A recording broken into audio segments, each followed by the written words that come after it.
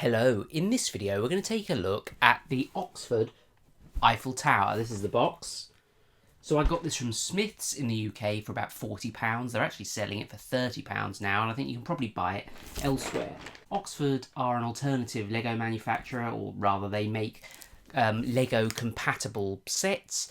Their sets are excellent quality and I think you'll be really happy with them, and I think before you even watch this review, for 30 quid, this is actually a really great set. Now, this is actually the fourth Oxford set that I've reviewed. I think I reviewed the Titanic and then the USS Missouri. And then most recently, I reviewed the Tower Bridge. And I thought, well, why not continue in that vein and do another sort of architectural set? So I got hold of this Oxford Eiffel Tower.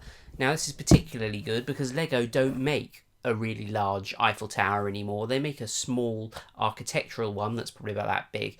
They did used to make an Eiffel Tower, but it's discontinued, and I've just had a look on Amazon and it's like nearly £3,000.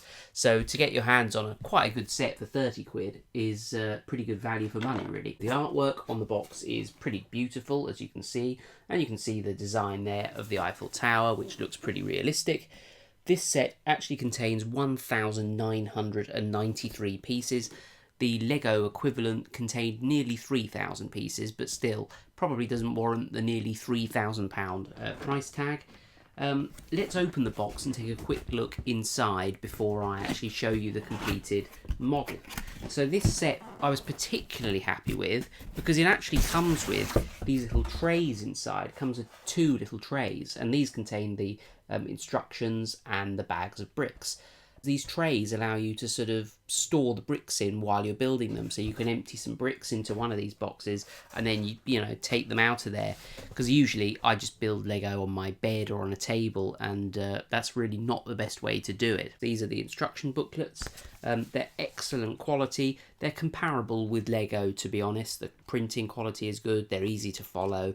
Really good. And actually, one of the great things about this is because this Eiffel Tower set is quite repetitive, like it's a symmetrical architectural design, they actually vary it up a bit so that you're not just following the same instructions over and over again. You build things in like a reverse order or a different order, so that's really cool.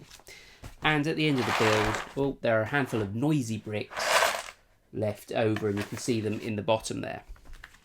Oh, and by the way, the other sets that I've made, I will actually leave a link to a review for each of those down below. The Titanic video is particularly good. You'll see why if you go and watch it. So let's take a look at the completed set. So it's here. Now, I'm a bit nervous because these Oxford architectural sets aren't really meant for picking up and playing. And this model is almost about, I don't know, 60 centimetres high. It's probably got the dimensions on the box, actually. Oh yeah, 68 centimetres high and 32 centimetres wide. So it's not really meant for picking up. So I will just try and bring it into shot. This could go horribly wrong. Please. Oh, here we go. It's not too bad. This is the completed model. And you can see next to my face, it's a pretty damn big model, isn't it? And it looks really good. And on the top of it, you can see we've got the little French flag there. Well, it's starting to fall apart. Anyway, that is the model. I'll talk about it. I'll rest it here and I shall talk about it and show you separate videos before it all falls apart in an undignified and ungraceful way. In terms of building it, it's all right. As long as you build it on like a flat surface, you'll be okay. I built it on my bed. Don't do that because there's a lot of sort of intricate things near the bottom of this set, and they will have a tendency to sort of fall apart, as you have just seen. But as long as you build it on a flat table and don't move it around, you'll be fine.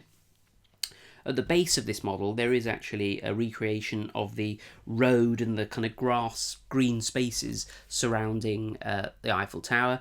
Now, I don't remember there being a road that goes underneath the Eiffel Tower. Correct me if I'm wrong. I remember standing underneath it, but I don't remember a road. And there's also the grass area which runs behind the Eiffel Tower as well. I mean, it's not super detailed, but it's detailed enough. And despite the fact that it's made from bricks and the actual physical structure of it probably isn't the same as the Eiffel Tower, it does actually look like the Eiffel Tower, so that's pretty good. And I think this would look quite good actually alongside the Oxford Tower Bridge model. Now, you actually build this model in three separate parts, I should say.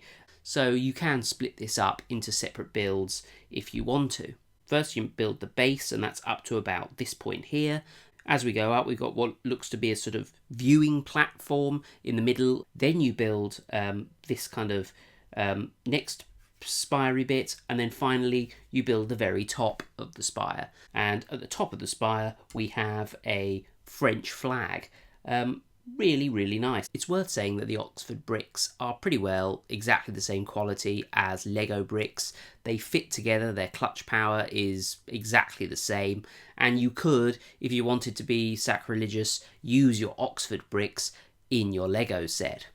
But really, to summarise, I think this Oxford set is great value for money, especially at £30. I mean, I can't quite believe it. I can't see how they're making any money from this, because Smiths actually import these from, I think, South Korea now. So how are they making any money on these at all? I do not know. But really, this is a great alternative to spending £3,000 on the discontinued Lego Eiffel Tower. And nobody would know that this wasn't real Lego, to be honest.